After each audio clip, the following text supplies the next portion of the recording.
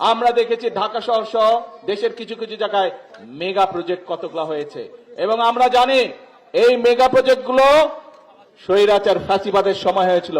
এই মেগা প্রজেক্টগুলো ছিল মেগা দুর্নীতির কারখানা।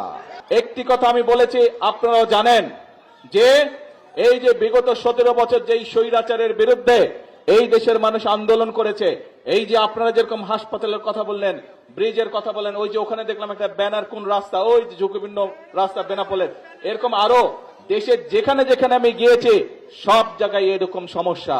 তার অর্থ একটি আমরা দেখেছি ঢাকা শহর সহ দেশের কিছু কিছু জায়গায় মেগা প্রজেক্ট কতগুলো হয়েছে এবং আমরা জানি এই মেগা প্রজেক্টগুলো স্বৈরাচার ফ্যাসিবাদের সময় হয়েছিল।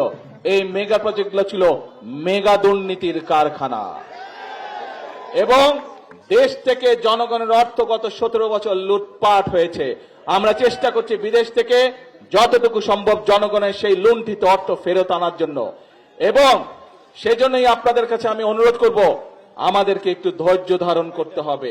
কারণ দেশের সম্পদ একদিকে যেরকম গত 17 বছর লুটপাট হয়ে গেছে, একইভাবে মধ্যপ্রাচ্যে যে যুদ্ধ পরিস্থিতি বা যুদ্ধ চলছে তার কারণে এই যে তেলের দাম বেড়ে যাওয়াতে আমাদেরকে বাড়তি অর্থে এই জ্বালানি কিনতে হচ্ছে, সেই জন্য এই অর্থনীতির উপর একটু চাপ পড়ছে।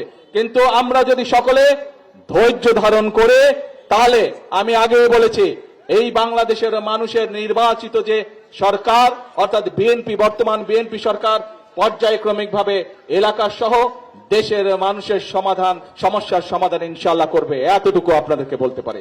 কাজেই ব্রিজ বলুন, হাসপাতাল বলুন, ধৈর্য ধরুন, ইনশাআল্লাহ আমরা সেগুলোর কাজ করব। আসসালামু আলাইকুম।